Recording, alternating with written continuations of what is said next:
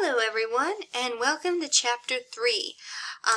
This chapter is quite large, so I'm going to try to chunk this as much as possible and keep it succinct, with the most important information.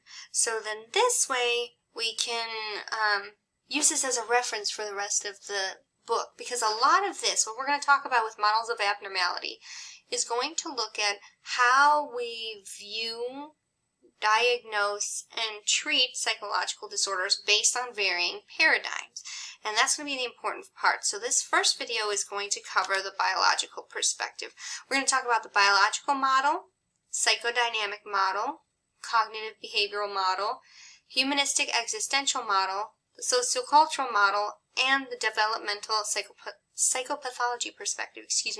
I know there's a lot. Again, I'm going to try to keep them short and sweet for each section with only the most pertinent information. So just before we get into discussing these models in depth, I want you to make sure you read the case study at the beginning of the chapter on page, 45. It's quite long. And it may be, fair warning, it may be triggering if you've ever had instances related to self-harm or depression or suicidal ideations, because it is an imaginary case study, and it demonstrates some of those concepts, and it's interlaid with social factors and all these other things that we're trying to examine this fake person, Philip Berman. So read through that case study, because throughout the chapter, excuse my email link, I apologize, throughout the chapter we're going to refer back to that same case, and we're going to view it from different perspectives. Okay, so when you're reading the chapter, it's going to say, oh, just like Philip Bergman's case or something, to kind of illustrate how we can view the same case study from different perspectives. Quick definition before we get started. Models or paradigms. What we're going to talk about in these different sections, just know that models are sets of assumptions and concepts that help scientists explain and interpret observations. So these models are going to set guidelines through which we diagnose, treat, and assess psychological, or I'll say abnormal functioning. That might be the better term. So just know that if you are looking at a scenario or a psychological disorder from a psychobiological perspective, your treatment is going to follow a biological perspective.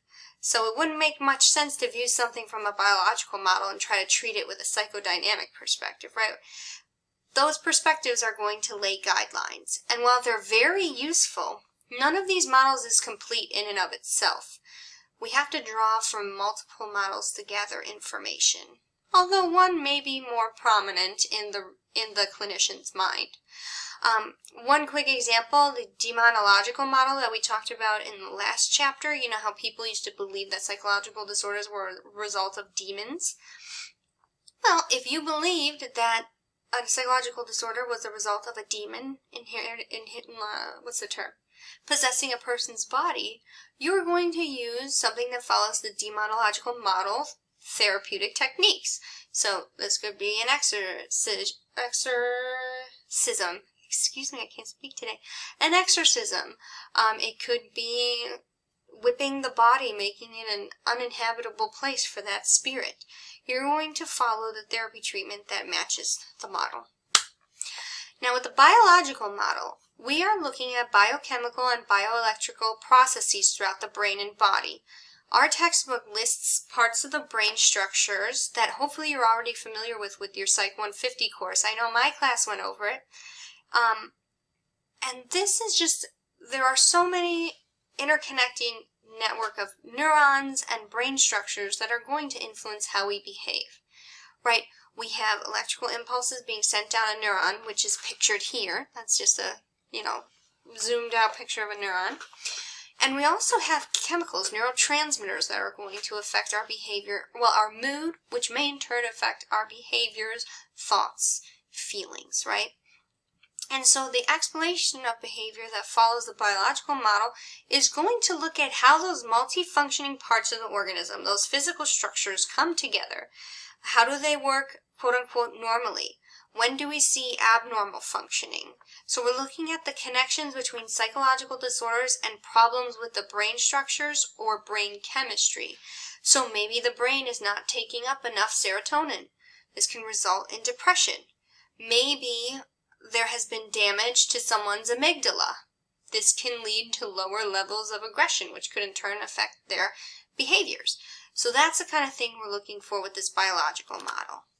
And a quick refresher for those of you who may need it, I've included a link to a wonderful Parts of the Brain dialogue.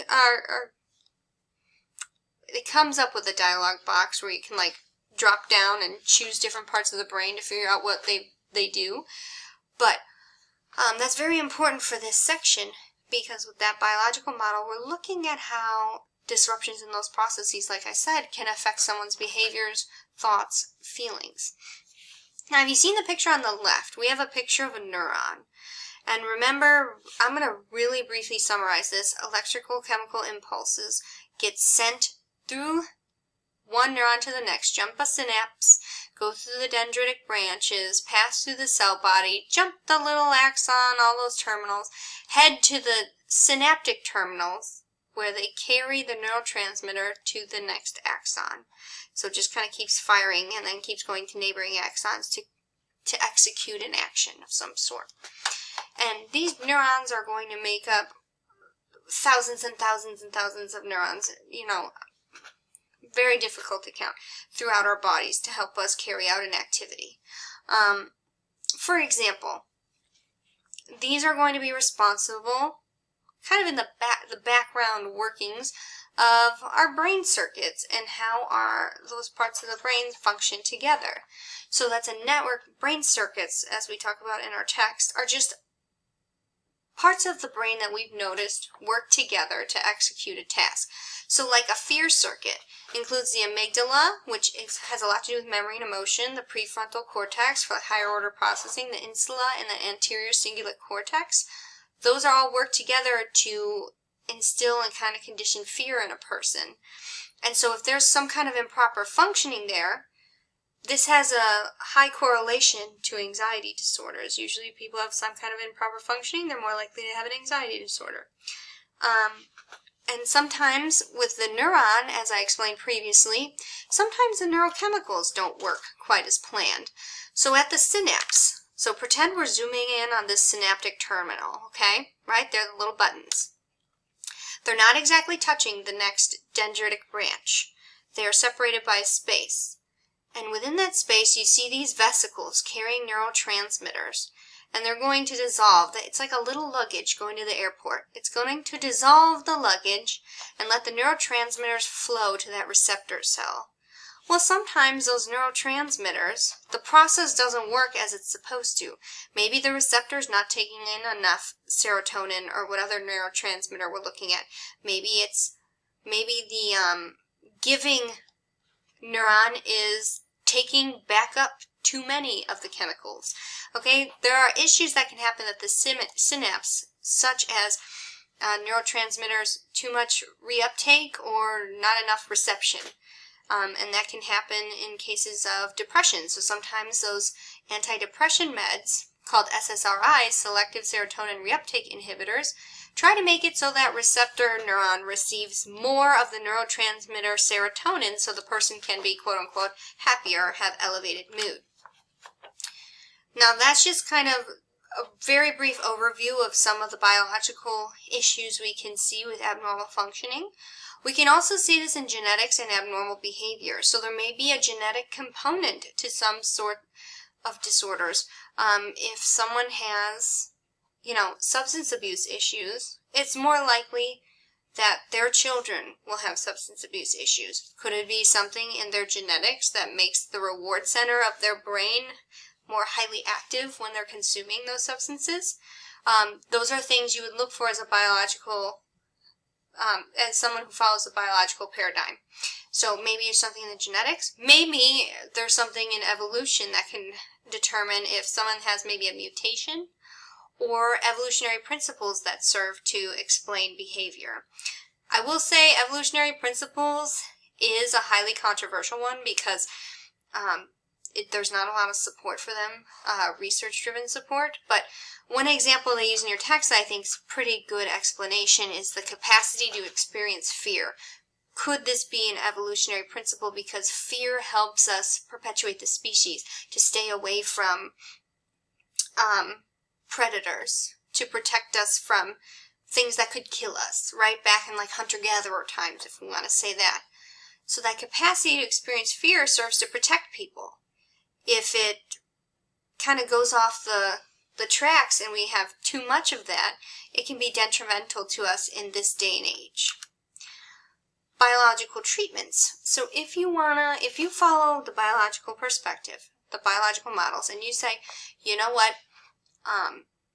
we are going to see the physical causes of these behaviors and abnormal brain functioning, we're going to use biological treatments to try to tackle it. So a lot of this involves drug therapy, brain stimulation, and psychosurgery. Drug therapy, you have 4 major classes of drugs. Anti-anxiety drugs, which help to alleviate feelings of anxiety. They're kind of like semi-tranquilizers. You have antidepressants, which serve to elevate the mood of people dealing with depression. And this can be like SSRIs. There's different kind of branches of those, and we're going to learn about them. Anti-bipolar medications, those are to help, I don't know if you've ever heard of bipolar depression, but it serves to kind of calm the person's states of depression and mania. So they have extreme elevated mood and extreme depressive moods. And we're going to talk about this further, but it seeks a balance. And then antipsychotic medications, these can be given to people with schizophrenia, for example, to help them with hallucinations or any other, or delusions, false beliefs. And so delusions are false beliefs, and hallucinations are false sensory experiences. So seeing things, hearing things that aren't really there. There's brain stimulation. Electroconvulsive therapy, or ECT, has been used extensively for severe depression that cannot be assisted in drug therapy. So we try to save brain stimulation and psychosurgery for cases where drug therapy and other therapeutic techniques do not work. Psychosurgery nowadays is very precise. Researchers have spent a long time being diligent about where they're going to try to fix people and locate the spots where the problems are, quote unquote. While it's not exact, it's much more precise than previously when they were doing lobotomies and, you know, essentially scrambling parts of people's brains to help them function better. And that's all I have for the biological perspective. So I'm going to upload this clip and stay tuned for part 2.